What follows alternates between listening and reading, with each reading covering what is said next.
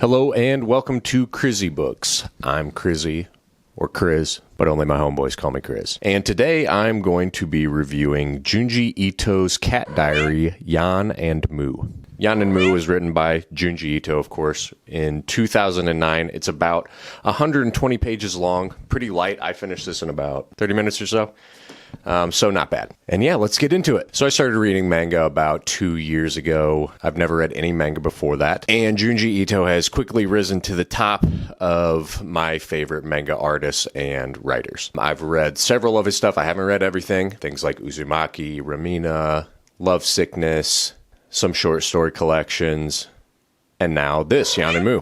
I think most of his stories are pretty good to really great. He does have some misses every once in a while, but one thing that I really love about him is his artwork. His artwork is insanely good. It is some of the most dark and grotesque and metal artwork that I've ever seen. So badass. And when I found out that he had written this diary about his two cats, something that's not horror-based, something a little lighter, I was all in. Being a pet owner myself, I've had pets growing up my entire life. For the longest time, I was strictly a dog person. About 5-6 years ago, we ended up getting our first cat. Much like the main character in this story, thinking of myself as a dog person, I wasn't quite sure what to expect with a cat. Cats aren't like dogs at all.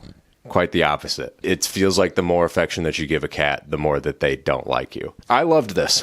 I thought that this was really great. Again, super short, very easy to get through. It really is just a diary. There's no specific narrative. I mean, it goes through getting their first cat to bringing the cats into the house for the first time. It never has. There's no like story arc here. It's just little snippets in time. Funny stories and interactions that he has with Yon and Mu throughout their lives. And I really loved it. Being a pet owner, I'm a sucker for any type of story that has anything to do with humans and their pets and the relationships there. I'm a big old baby for stuff like that. So let's get into the actual story itself.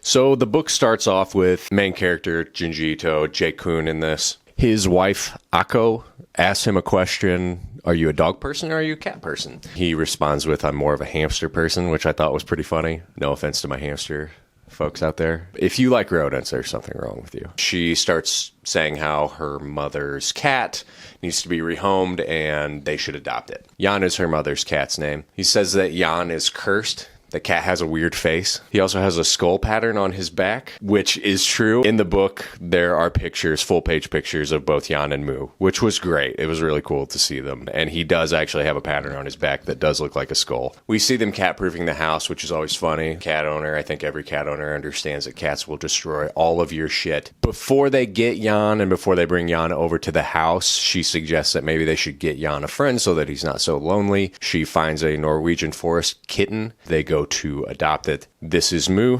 She names it Mu because I think it's her family's 7th cat. Guessing that Mu is Japanese for 7. I have no idea. And immediately J-kun is kind of weird around the cat. He doesn't really know how to interact with it. He sees it as a kitten just kind of laying on the floor, completely falls in love with it, comes on really aggressively strong and grabs it and kind of smothers the cat. But this was really funny. I could relate to this a lot. Having a cat, you expect it to be like a puppy. A puppy's always excited to see you, and kittens are not like that, at least not mine. So this was really funny. The art style too in this is, I mean, this is just classic Junji Ito stuff. For this not being one of his horror books, it's still got some really crazy looking illustrations and drawings in it. So shortly after this, they bring Yon into the house. For about 3 days, Yon is adjusting, a little stressed out, but eventually he opens up. Him and Mu become fast friends. There's a really funny chapter in here where he starts seeing them as mythical Japanese creatures or legends. The illustrations here are really cool. Some are kind of creepy. It's just a funny thing of him getting used to cats kind of being all over the house, all the different places that they can go and be. There's a pretty funny story here where he's in the bathroom brushing his teeth, I think. Mu is sitting next to him watching him, and he starts to pet Mu, and Mu's into it at first, and then he just latches onto his hand and just bites the shit out of him. My cat does this to me a lot, so again, I can really relate. Also, the artwork for this is just awesome. Like, I love this. I want it as a print. I want to put it on my wall. There's another story in here about how Yon escapes from the house by opening up a screen window and sneaking out off of the roof. Any pet owner can probably relate to their animal getting out of the house without them knowing, and it's scary as shit. There's a part in here where Mu gets a surgery. They take him to the vet. He has his operation. When they come to pick him up, he's still under anesthesia, and he hasn't woken up yet, which the vet's like, sometimes this happens. It's not a big deal, but we're going to keep him overnight. And just the stress involved with that. Taking your pet to the vet is never fun anyway, but having to keep them overnight for something weird like this is really scary. The book ends on, well, it just kind of ends.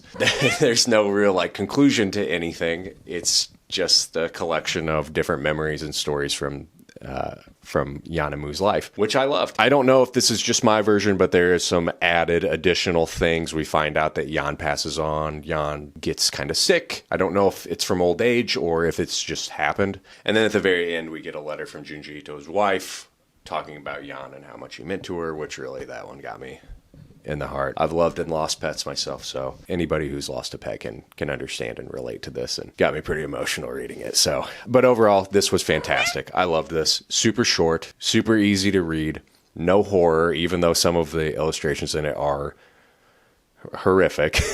I loved it. It was fantastic. Overall, I would give this 5 love bites out of 5. I highly recommend this to anyone, whether you own cats or don't. But if you do own cats, this is going to really hit home. If I was going to recommend another book that's similar to this, probably Stargazing Dog. Warning, that story is much, much, much sadder than this one. What did you think about this? Have you read it? Did you like it? Did you hate it? So yeah, thanks for watching.